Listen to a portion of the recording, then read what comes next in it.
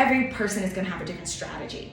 Some people are working a really nice corporate job that they don't mind.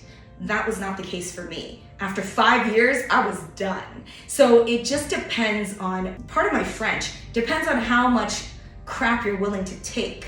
Because at the end of the day, there's different pain thresholds for everyone. And we all know, as Asian American women, a double minority, there's a lot of garbage and a lot of maltreatment in a predominantly white male environment. We all know what those microaggressions and or straight up aggressions look like.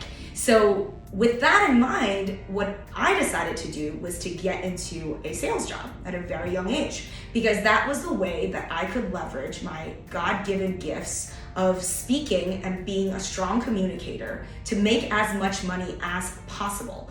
And that was my strategy, was that I can't work a traditional job that I'm competing against other people, because politically I will always be at a disadvantage. This is something that I realized without even having to go into the workforce formally. I just kind of knew it's likely gonna happen. So when I went to work, the objective was extremely clear. Make as much money as possible and bounce. That was always my strategy. Now, if the company treats me nice, I'll stay here for as long as it behooves me to enrich myself. If the company doesn't treat me nice, I'll fall into plan B. Plan B being investing into real estate.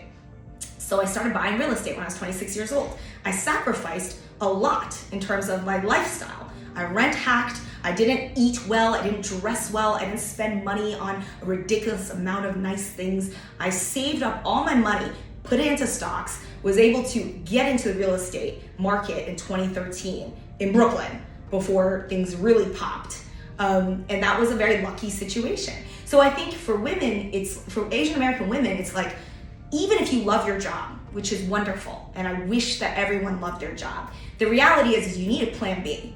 You need a plan B, whether it is bonds, which pay the lowest, but still works. I don't invest in bonds because I'm a high risk investor. So again, you got to do what's right for you. What is more suitable to you? I'm a salesperson. Real estate makes a lot of sense for me because I'm dealing with tenants all the time. I was also rent hacking, so I knew how to deal with these tenants. It's a hassle. It's mentally very draining. I wouldn't recommend it for like 90% of people I meet. So again, you gotta do what's best for you. For me, it was just real estate. For you, it could be crypto investing. It could be, regular stock investing. I have no idea, right? I think people self-select, and you should go where your strengths are.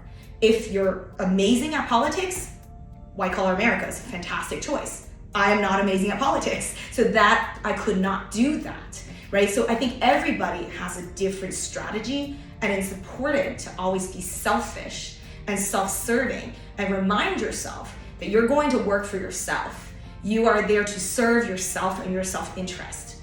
What is the best place and how are you going to deploy your time to best serve the only person that matters in your life, which is you. It's not your boss, it's not your colleagues, it's nobody else except you. So what are you going to do?